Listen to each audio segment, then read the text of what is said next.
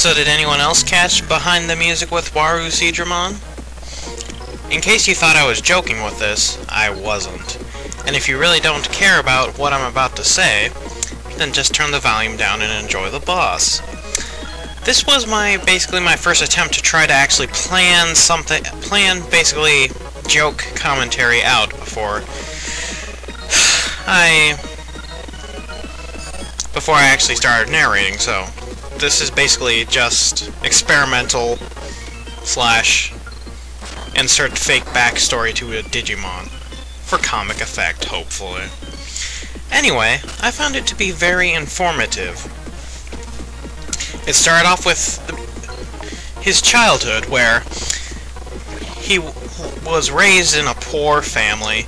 No one knew his name, and because he was the youngest of 7 siblings, his parents always had their hands full.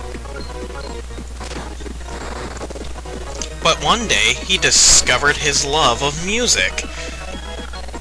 In Digimon school, all Digimon are required to go for at least one period, for at least some point in time. But don't dwell on that too much. Anyway, he joined the choir and soon found out that he had a natural knack for singing. As he grew older, he started selling records of his top hits. I'm not really a bad guy, and I just want love, and random good hit number 5. That last one topped all the charts that month.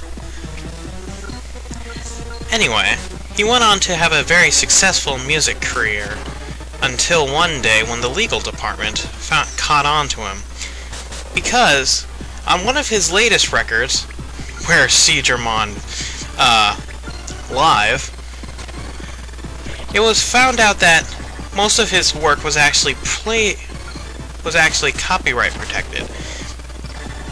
After much detailed research, it was found that 9 out of his 10 songs on that record were actually basically stolen from Mega Man games. And the 10th one was a Sparta remix, because everyone knows those don't get old ever! Enough about my hate of overused internet fads. With no money and nowhere else to go, he found Life of Crime to be best suited for him, because he was washed up, he needed money, and he was good, and he had education of creating viruses and hacks. So that's where WaruSeadramon is today. A life of glory, shame, and copyrights.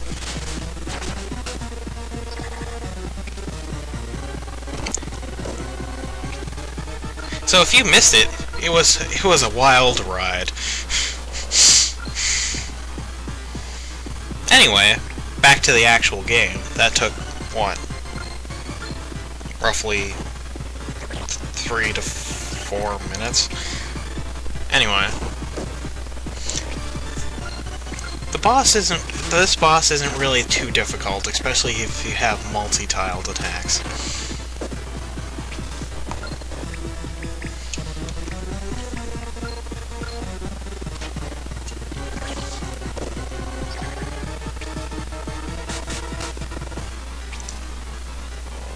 But since I have the attack team, most of them are basically as strong as a piece of paper when it comes to defending.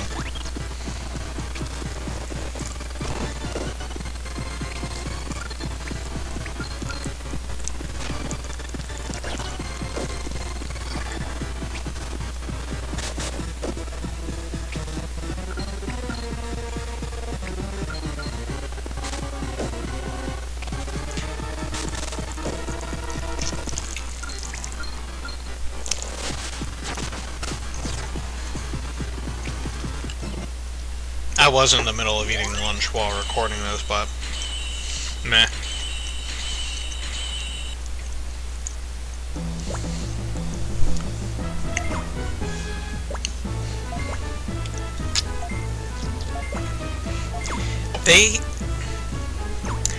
They act like they were the ones who defeated the boss, not the actual hero. MD word.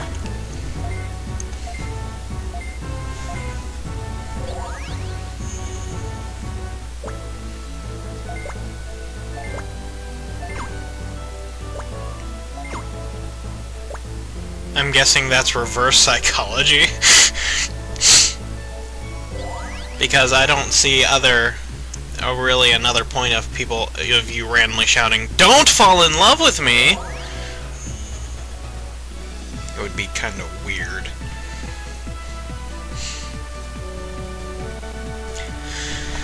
So anyway, that was the next Union quest, plus fictional backstory for a character.